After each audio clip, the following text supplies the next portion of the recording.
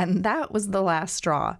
It brought up all the insecurities, frustration, self-doubt, and anxiety over every moment I have ever felt invisible in my life. Anxiety that I'll make this thing and then no one will show up for it, while every other podcasting entrepreneur becomes super successful, filling their programs to waitlist capacity and building incredible careers while I sit in the back of the room with no ground to stand on. You're listening to The Creative Imposter, episode number 31.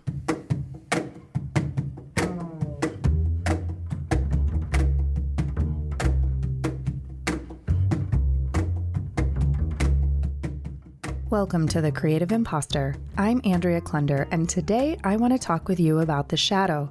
Your shadow and mine. And I'm going to get super transparent and vulnerable with you in the next 20 minutes, but before I do, I'd like to suggest something. If you haven't already tried audible.com, maybe now's the time. Since you are listening to my podcast right now, I'm going to assume that you love walking around with earbuds or headphones on, and listening to audiobooks can be just as easy and blissful as listening to podcasts thanks to Audible. You can get a free trial and support this podcast at the same time at thecreativeimposter.com/free book. I'm even going to drop a couple of titles for you to check out in this episode, so be sure to take notes.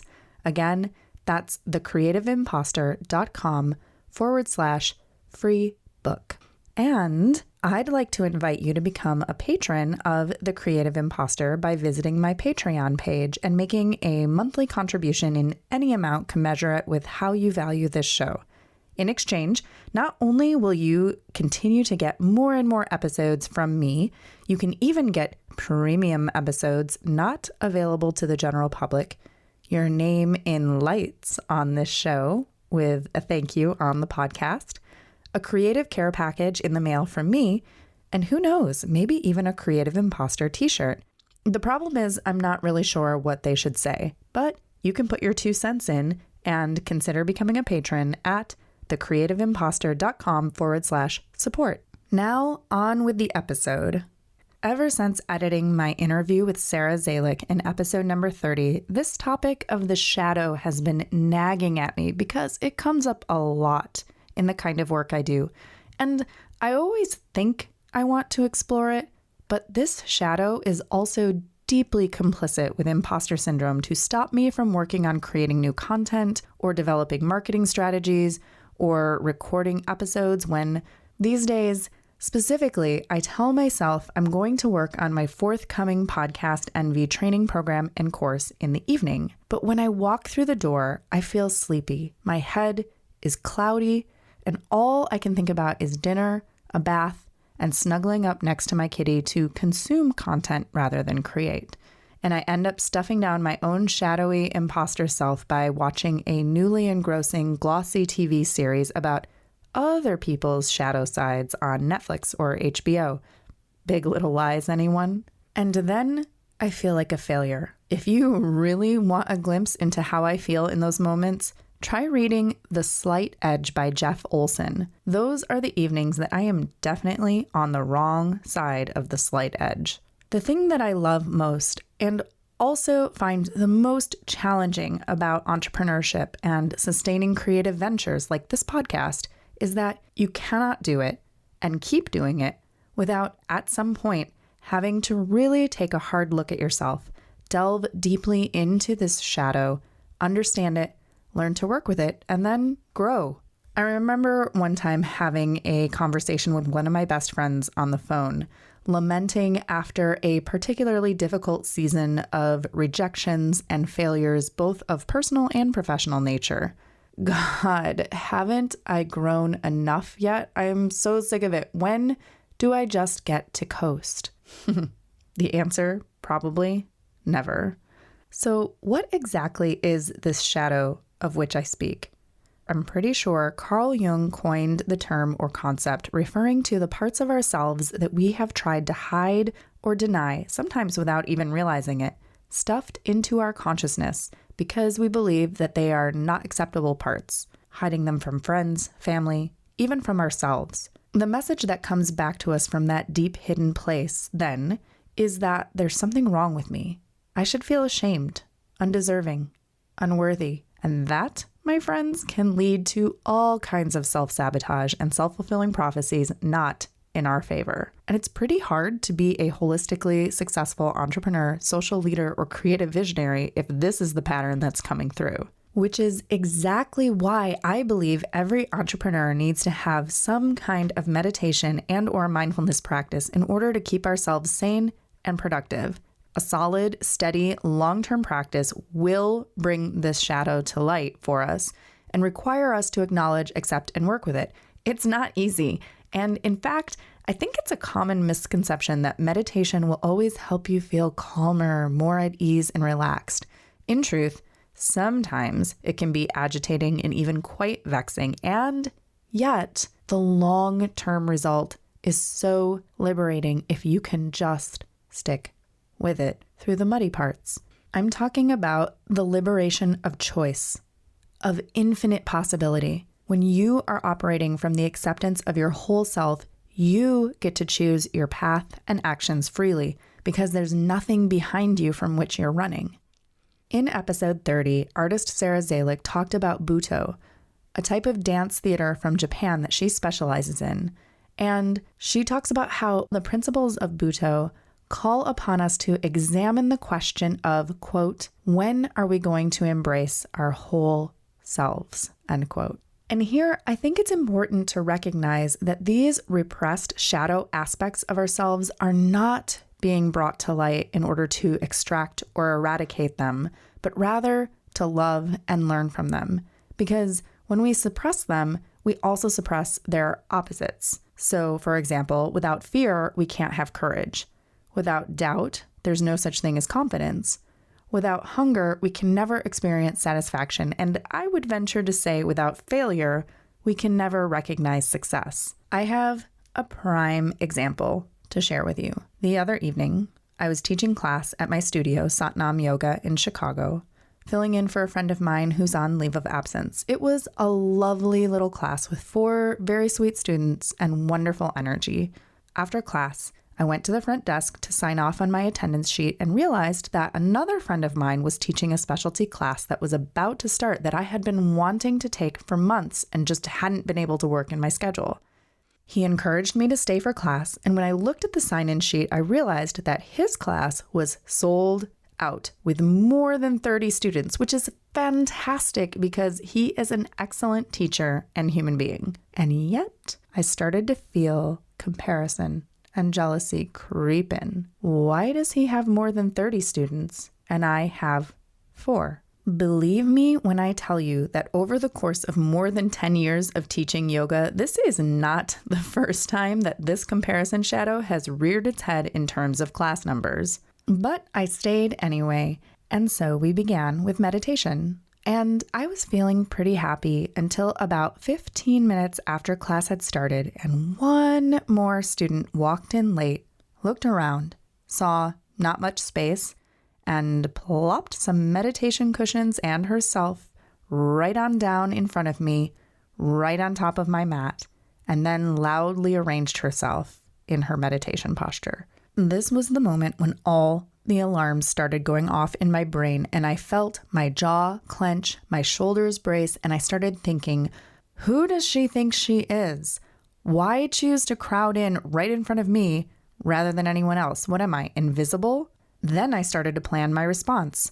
Do I stand my ground? Do I ask her to move? Do I move to another spot? Do I leave since there's obviously no room for me? Meditation ended, at which point she tossed her cushions aside, looked right at me, and unrolled her mat, overlapping about a third of mine. And that was the last straw. It brought up all the insecurities, frustration, self-doubt, and anxiety over every moment I have ever felt invisible in my life. All the times that I have created a program, workshop, class, or service that no one has signed up for. All the times I have waited in an empty classroom ready to teach with no students, and especially all the anxiety and fear around the Podcast Envy program that I am creating right now Anxiety that I'll make this thing and then no one will show up for it, while every other podcasting entrepreneur becomes super successful, filling their programs to waitlist capacity and building incredible careers, while I sit in the back of the room with no ground, or yoga mat in this case, to stand on. Dramatic, right? And if I really look at it, this goes way back before teaching yoga, to college, music school, high school, middle school, and probably even further back than that, from any time I have felt passed up for something I knew I could excel at. Maybe even it comes from past lives or ancestral lineage. Who knows? The point is that all of this came up in that probably 15-second window, and it had the potential to knock me flat. So I took a breath, gently but firmly tugged my mat out from underneath hers, and turned sideways so that I was no longer facing the front of the studio, but giving both this student and myself more space and a little bit of grace. You might be thinking, well, that sounds like hell. Why on earth would you be happy that your shadow came up like that? It was necessary because of that stuck pattern that I've been in over my course creation and completely unable to identify or correct this stuckness. So once I had the opportunity to see what was at work in my subconscious, I went to work. And as I record this, I am still working on it, but I feel a lot lighter because, in the immortal words of Chumbawamba, I get knocked down, but I get up again. So how do you uncover your own shadow self? Well, there are a few different ways. First of all, take some time to get quiet and still. Call it meditation or not, but just breathe for a few minutes without distractions, and maybe have a pen and journal or notebook nearby. Ask yourself the following questions and see what they bring up. 1. What am I most afraid of right now? 2. What have I been putting off doing and why? 3. What would I never want other people to know about me? 4. What would I never want to share on social media? 5. What have I been criticizing other people for doing or not doing? Other people can often be a mirror for us. In my yoga class example, not only did someone else's behavior make me feel victimized and invisible, my perception of her entitlement also brought up shame around any time I have ever felt or exhibited entitled behavior. You know that feeling whenever you've felt like saying, jokingly or not, "Don't you know who I am?"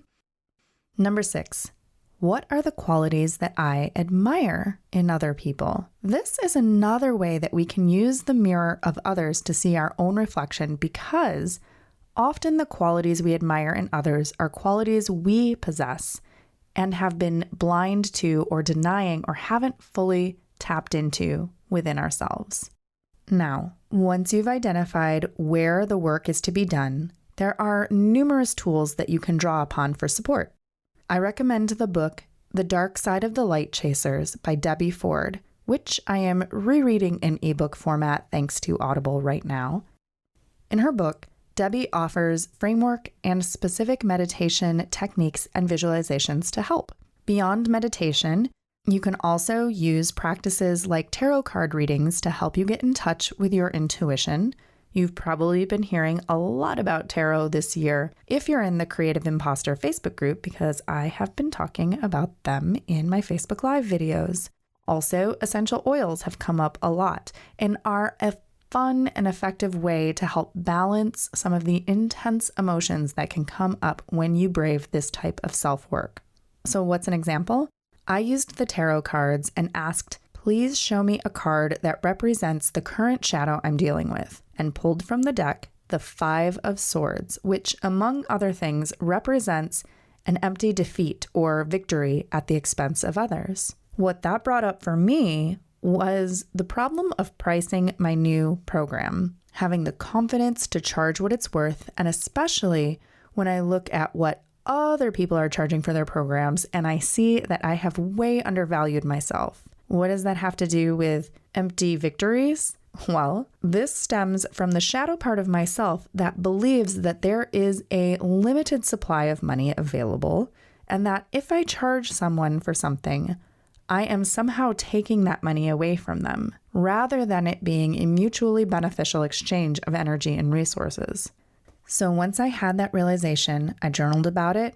I did some yoga nidra practice, which is something you can learn about in episode 13 of the Creative Imposter podcast. I've been wearing a blend of essential oils to support how I want to feel. This includes bergamot for self-acceptance, optimism, and confidence, cedar for unrooting separateness and empowering belonging, lavender for openness and self-expression, and wild orange to move from scarcity to abundance and from taking myself too seriously to humor and playfulness. And I've been on the vigilant lookout to flip old scripts as they come up in my head. You can also work with a therapist, practitioner, intuitive coach, and most of all, remember to be kind and gentle with yourself should you choose this courageous and challenging path. If you could use some support in this area and you'd like to learn how we can work together, I offer private meditation coaching and can even create a custom yoga nidra practice and audio program for you. Any level of experience, even none, is perfect. You can book a complimentary consultation call with me at thecreativeimposter.com/connect, and we will have a virtual tea break to discuss. And if you're curious about this whole Podcast Envy program I keep mentioning, please visit podcastenvy.com and drop your email to get my free audio training and PDF, 5 ways to expand your reach with podcasting. And I'll let you know as training opportunities become available. I'll be speaking in several places throughout Chicago and offering intro workshops in person and online throughout the month of April, and our first Launch Pod group of up to 5 new podcasters will begin in May of 2017. Would you like to be one of them? Go ahead and schedule a call with me at thecreativeimposter.com/connect to find out if this program is right for you. I want to thank you so much for tuning in to The Creative Imposter, and once again, I invite you to consider becoming a patron via Patreon and to join our online community at the Creative Imposter Facebook group. Links for all of these wonders and more are in the show notes, of course, at thecreativeimposter.com/031. This episode was mixed by Edwin Ruiz of Mondo Machine. Our theme music is by Jovia Armstrong. I thank you so much for listening, and I hope you have a week filled with intuitive insight.